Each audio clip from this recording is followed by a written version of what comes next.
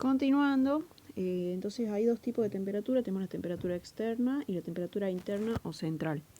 La temperatura externa es la que se detecta de forma subjetiva, porque lo que se hace para poder detectarla es poner la palma de la mano en la piel, básicamente. Hay zonas del cuerpo que son más calientes que otras, por ejemplo la zona del abdomen es más caliente, la base de las orejas y... A ver, vamos a señalar. La zona del abdomen y la base de las orejas y también de los cuernos es más caliente en comparación a zonas que no tienen pelo, que son más frías, y también en las extremidades tienden a ser más frías en comparación a las del cuerpo.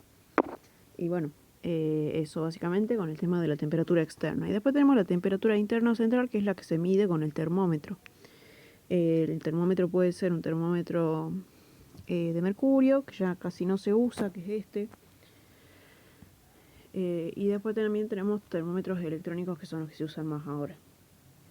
Y estos son termómetros de máxima, porque marcan, por ejemplo, el de mercurio y el que se usa para determinar la temperatura en el ambiente, que venden a veces en las casas de qué sé yo, los del ambiente, que son parecidos a estos, pero que se ubican en la pared, ponele. Esos son termómetros de máxima porque marcan la temperatura máxima, y para que baje de forma muy gradual, o hay que agitarlo convenientemente para poder usarlo.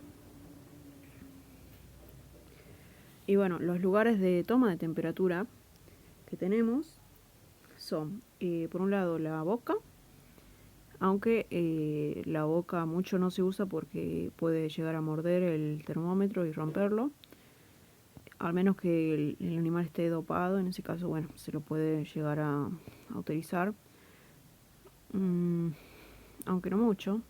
Después tenemos también, se lo puede tomar de la axila, aunque ese necesitamos que tenga bastante tiempo de contacto y es una zona medio incómoda también. Después está la vaginal, que es dentro de todo viable y precisa. Esta se usa más en comparación a estas dos. Y también la rectal, que es la que más se usa por el tema de que ahí hay muchos capilares, y es como la zona a tomar la temperatura que va a dar un valor más cercano a la temperatura central, que es la idea, digamos, de la temperatura que queremos tomar. Y esta es una temperatura que es más objetiva porque tenemos un valor exacto del estado del animal. Entonces podemos saber si está dentro de ese rango que nombramos dependiendo de la especie o afuera. Y además de esto, bueno, ya dije los lugares que hay que son para tomar la temperatura. Hay algunas precauciones a tener en cuenta con respecto a la toma de temperatura. Tenemos que tener en cuenta que no hay que tomarla después de que haya defecado. Lo ideal es también al principio de empezar la inspección, para que no se ponga nervioso y no aumente su temperatura por efecto de la activación del simpático. También hay que prevenir que nos peguen patadas o que nos muerdan. Hay que estar atento al manejo. Después también hay que evitar tocar el bulbo del termómetro con los dedos, porque si no puede alterar la temperatura y tener una lectura incorrecta. Y evitar movimientos bruscos del paciente. Después, los pasos que hay que tener en cuenta. Algo que me estaba olvidando son las partes del termómetro, que no sé si interesa, pero bueno. Tenemos el bulbo de mercurio, en caso que hablemos del termómetro de mercurio, digamos, claramente. Tenemos el bulbo de mercurio, la columna de mercurio, que es esta. Esta es la que se mueve con la temperatura. Y después tenemos la escala de temperatura, que esta es la que marca el número.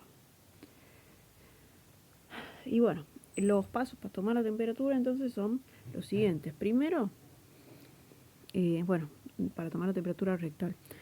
Primero lo que voy a hacer va a ser, en el caso que usemos este tipo de termómetro, vamos a bajar a través de agitación, movimientos de agitación, la columna de mercurio hasta el bulbo. O sea, la idea es que esta cosa gris baje hasta acá. o a 0 por lo menos. Y de ahí se lo va a lubricar con agua con lubricante o con jabón para evitar trauma. Se va a elevar la cola del animal suavemente y de ahí se introduce con movimientos de rotación en el ano. Y después de un ratito, más o menos un minuto me parece, se va a leer. Y bueno, eso es todo.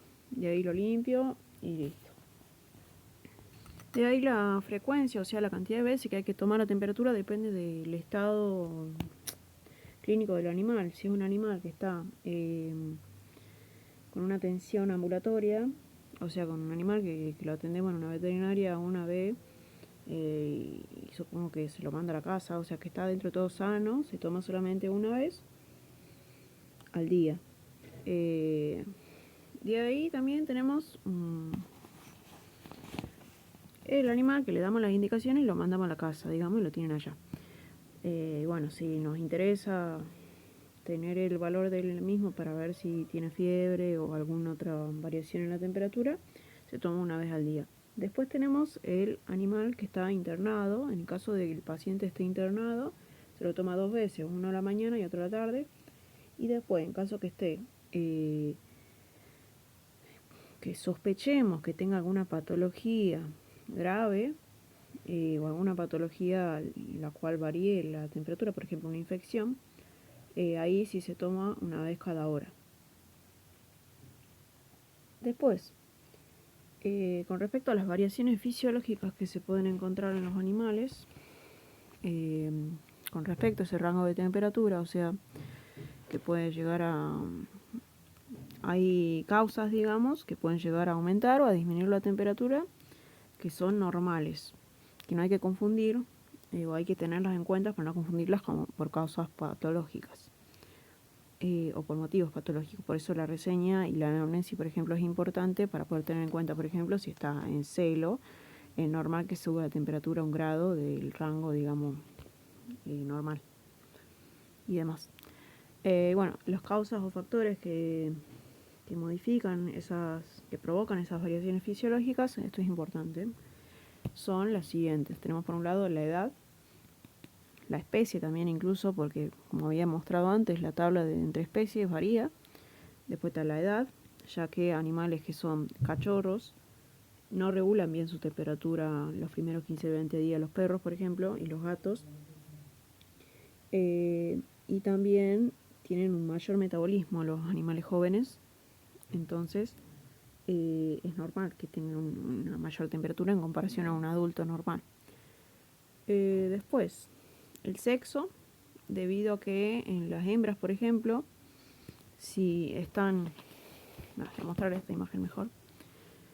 Entonces, la edad, cachorros, importante, estos van a aumentar, tienen mayor metabolismo que un adulto, entonces tienen mayor temperatura. El sexo, debido a que, por ejemplo, un animal que está en celo va a tener una temperatura mayor a 1 grado, a 0,5 grados. Después, si está gestando, también va a tener una temperatura mayor. Si una perra está en preparto, la temperatura va a disminuir 1 grado. Y bueno, según ese estado puede llegar a variar. Después también, según el ciclo nictemeral, dependiendo si el animal es diurno o nocturno, si es diurno, la temperatura va a disminuir. Esto de dibujo está mal. La temperatura va a disminuir al principio en la mañana y después va a aumentar. Y bueno, entonces en la primera etapa donde disminuye se llama remisión matutina y la etapa donde aumenta la temperatura es de exacerbación vespertina. Y en el caso que sean nocturnos va a ser al revés. O sea que la temperatura va a aumentar a la mañana y va a disminuir después a la tarde. Y con respecto a otras causas de variación fisiológica, está también el tema del metabolismo y la actividad del animal. Si el animal hizo ejercicio previamente a que nosotros tomemos la temperatura, va a tener una temperatura más alta y eso no va a ser patológico. También si comió antes, eso aumenta el metabolismo. Después otra es si estuvo sin comer o si durmió poco. También en ese caso baja un poco, 1 grado. El ambiente también puede provocar una... A ver, ¿cómo era el tema este del ambiente? Claro, cambios bruscos pueden superar los mecanismos termorreguladores y alterar un poco la temperatura interna. Por ejemplo, si paso de 31 a 43 grados, va a haber un efecto ahí sobre la temperatura fisiológica. También la desnutrición baja 1 grado. Y por último, artefactos locales, como por ejemplo si nosotros medimos la temperatura y justo contactamos con una materia fecal, y bueno, esa materia fecal va a tener mayor temperatura que la que tendríamos que colocar, o si está inflamado también va a estar aumentada la temperatura. Y también si tiene diarrea, bueno, pueden aumentar artificialmente la lectura de esa temperatura. Después, por otro lado, bueno, ya describí los motivos fisiológicos por los que pueden aumentar o disminuir las temperaturas. Por otro lado, hay ciertas alteraciones que son por causas patológicas. Y bueno, cuando sucede que disminuye la temperatura, o sea que se sale del rango normal y disminuye más del mínimo de ese rango, se dice que el animal está con hipotermia. Y si el animal supera el valor máximo del rango normal de temperatura, se dice que está con hipertermia, cuando aumenta por encima de los valores normales. Si se los compara, la hipotermia es más grave que la hipertermia, porque esta ya indica un pronóstico más complicado, digamos, que si no se actúa a tiempo puede llegar a morir e incluso puede ser un signo de shock. Y bueno, algunas causas comunes de hipotermia, o sea que disminuye la temperatura del animal saliéndose del rango normal, son por ejemplo las septicemias graves, shock hemorrágicos, hemorragias cuprosas, o sea, hemorragias graves. Entonces, septicemias, hemorragias graves, shock. También puede ser intoxicaciones, como por ejemplo la urea, deprime el centro productor de calor. Y bueno, ciertos fármacos también pueden llegar a provocar hipotermia en un gato, por ejemplo, en una postcirugía. Y después, en el caso de la hipertermia, puede ser provocada, por ejemplo, por fiebre, la cual sería como una respuesta. Bueno, ya voy a definir bien lo que es la fiebre, pero bueno, una causa entonces de hipertermia es la fiebre, que es una respuesta a un daño, digamos. Después tenemos también la insolación, que es cuando se produce un aumento de temperatura por efecto directo de la radiación solar. Y después está el golpe de calor o acaloramiento, que es un resultado por un ambiente muy caluroso, digamos. Esto es muy común en animales que están encerrados en el auto, por ejemplo, y se los olvidan. Y después,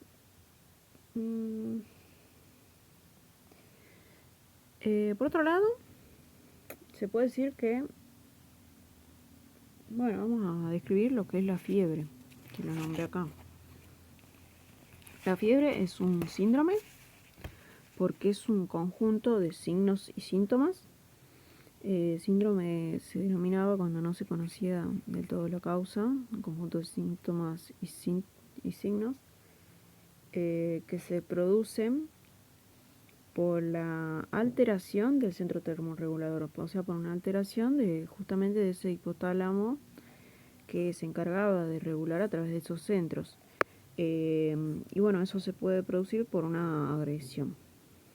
Entonces, conjunto de signos y síntomas que se producen, por una alteración del centro termorregulador en respuesta a un daño. Y, como dije, hay muchos signos y síntomas, pero lo más común es el aumento de temperatura. Pero bueno, no siempre está presente. Y bueno, algunos signos que se van a encontrar en el síndrome febril son, por un lado, la facie febril, que es una cara decaída, orejas caídas, párpados caídos, ojos brillosos, el animal también está decaído. Bueno, eso, básicamente. Después también las mucosas se encuentran enrojecidas por una intensa vasodilatación capilar. Después el aparato respiratorio, sucede un jadeo, una polimnea térmica. Una polimnea térmica, o sea, una aceleración de la respiración para poder eliminar el calor que tiene dentro. Después del aparato circulatorio, lo que sucede es una taquisfigmia, una taquicardia, hipertensión inicial. Después oliguria con respecto al aparato urinario, que es una retención severa de líquidos, o sea que mea un poco menos. Después está el aparato digestivo, lo que provoca es anorexia, o sea, tiene menos hambre. También provoca que tome más agua, polidipsia se denomina, y constipación. Y escalofríos severos. No sé por qué acá no puse el signo del aumento de temperatura, pero bueno. Entiendo que también tendría que estar, porque es uno de los más importantes. Y eso sería los signos del síndrome febril y el concepto de síndrome febril, o fiebre, se llama también. Y esto tiene una serie de estadios o de etapas por donde se va sucediendo. Tenemos una etapa de iniciación, una etapa de meseta y una etapa de declinación, que puede ser por crisis o por lisis. La etapa inicial es cuando aumenta la temperatura hasta llegar a una temperatura máxima. Después tenemos la etapa de meseta, que es cuando ya la temperatura se mantiene dentro de la máxima. No es que toca la normal sería acá. No, esta sería la normal, la de puntitos grises. Y después tenemos la declinación, que puede ser en crisis o en lisis, dependiendo de cómo avance el estado del animal. En caso que sea por lisis, la recuperación va a ser gradual. Gradualmente va a ir recuperando la frecuencia cardíaca y la frecuencia respiratoria. También la temperatura se va a ir normalizando. Eso es favorable, el pronóstico. Y por otro lado puede ser por crisis, vía crisis, que es cuando el animal de repente sucede un paro cardíaco, un paro respiratorio y el animal se muere.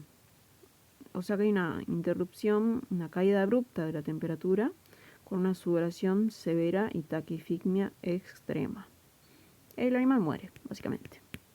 Y es algo más repentino en comparación a esta. Y esos serían los estadios. De ahí, ¿cómo es que se clasifica la fiebre? Esto ya sería lo último. Tiene diferentes criterios de clasificación. Uno de ellos es el origen, después también la intensidad, la duración. Después también está según la clasificación por continuidad, según cómo es su inicio y también según variaciones. Y bueno, por último hay ciertas variaciones atípicas. Y bueno, entonces, según el origen, la fiebre, el síndrome febril, se clasifica en séptica, aséptica o en neurógena. Séptica cuando la causa es infecciosa, microorganismos como bacterias, virus, hongos. Aséptica es cuando la causa son agentes físicos, químicos o mecánicos, como por ejemplo una alergia, hemorragias quirúrgicas, síndromes paraneoplásicos o neoplasias, digamos. Después también está la causa neurógena, que es cuando hay que puede ser verdadera o falsa. Verdadera es cuando se daña el hipotálamo Y falsa es cuando hay estados convulsivos o estados patológicos musculares. Y bueno, entonces esos son los 3 tipos de fiebre según el origen. Después está según la intensidad, que está la subfebril o febrícula, que es un aumento leve de la temperatura normal. Después la ligera, la alta y la hiperpirexia. La subfebril es cuando solamente se sale de lo normal un 0,5 más o menos. Después está la ligera, que es cuando aumenta a 1 a 0,5 a 1 grado de más, digamos. Después está la alta, que es cuando aumenta entre 1 a 2 grados de más. Y después está la hiperpirexia, que ya es muy alta, cuando aumenta más de 2 grados. Después está la clasificación según la duración. Se clasifica en efímera, en aguda, subaguda y crónica. Efímera es cuando dura más o menos 1 a 3 días y las causas pueden ser, por ejemplo, trastornos gastrointestinales. Después está la aguda, que más o menos dura una semana. Su inicio obviamente es brusco y algunas causas son infecciones agudas. Después está la subaguda, que dura más o menos un mes. El inicio es más lento. Puede ser, por ejemplo, por pleuroneumonías, que es la inflamación de las pleuras y del pulmón. Y después están las crónicas, que duran meses a años. El curso es irregular, o sea, de que hay periodos donde sí hay temperaturas normales. Y algunas causas pueden ser tuberculosis, brucelosis, linfoma. Después, según la continuidad de la fiebre, esto tengo que preguntar si estas variaciones suceden en la etapa del meseta o no, pero bueno, era otra clasificación que se ve que es importante, así que la voy a nombrar y después voy a preguntar eso. Para poder acordarme de esta clasificación, que es la clasificación por continuidad, esto es importante para la clínica, para el diagnóstico clínico, porque dependiendo del tipo de continuidad, la causa puede ser diferente. Tenemos esta memotecnia, que es la regla del remis, la cual dice así. Es la fiebre continúa en la mesa en un remis y luego prende las luces mientras el remisero cuenta chistes recurrentes. ¿Y qué significa cada una de estas palabras? La fiebre continúa es para poder agrupar las 2 primeras palabras que voy a nombrar, que es mesa y remis. Mesa es por meseta y remis es por remitente. Y luego prende las luces intermitentes, mientras el remisero cuenta chistes recurrentes. En realidad la palabra correcta sería ocurrentes, pero bueno, es parecida, entonces para acordarme puse esa. ¿Y qué características tienen? Por un lado tenemos las fiebres entonces que son continuas y discontinuas. Las continuas se salen del rango y nunca bajan a la temperatura normal. Y después están las discontinuas, que sí vuelve al estado normal, pero después vuelven a salirse de eso. Y dentro de las continuas tenemos las que son en meseta y remitente. Las que son en meseta varían poquito, digamos, fuera de la temperatura normal, o sea, tiene pequeñas oscilaciones diarias mínimas, menores a 1 grado. Algunas causas pueden ser el hipertiroidismo o neumonías. Después tenemos la remitente, que esta varía un poco más, pero nunca llega a lo normal, digamos. Hasta 2 grados puede llegar a variar de forma diaria, en el día, digamos. Y después tenemos las discontinuas, que estas sí regresan a la temperatura normal, la cual puede ser intermitente o recurrente. La intermitente está en el mismo día, sale y vuelve, sale y vuelve, sale y vuelve. Forma picos intermitentes en el día. Y después tenemos la recurrente, la cual tiene periodos directamente de días o semanas donde hay fiebre y otros donde la temperatura está normal. Y bueno, eso sería toda la clasificación con respecto a la continuidad. No sé si hay algo más. Esto es lo mismo. Algunas causas puede ser, por ejemplo, de la recurrente, anemia infecciosa equina, brucelosis. De la remitente puede ser septicemia, supuraciones. Y de la continua en meseta puede ser hipertiroidismo, neumonías.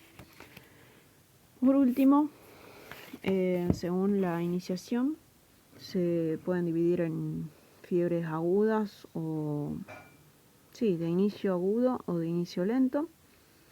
La de inicio agudo, la presión es rápida, brusca.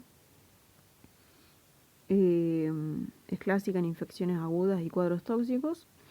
Y después tenemos otras que son con inicio lento, donde se aumenta progresivamente en el día. Y es clásica en enfermedades subagudas o crónicas que cursan con decaimiento, anorexia, cefalea inicial. Por último, tenemos las variaciones atípicas. En este caso, la fiebre invertida es cuando se rompe la regla del ciclo nictemeral que había nombrado acá. Viste que los diurnos al principio aumentaban y demás. Bueno, en este caso se rompe, entonces los animales diurnos por la mañana suben su temperatura y bajan por la noche, por la tarde, operando al revés del ciclo normal. Y después está la fiebre atípica, que en ese caso no sigue ningún patrón específico y fluctúa de forma impredecible. Y bueno, eso sería todo.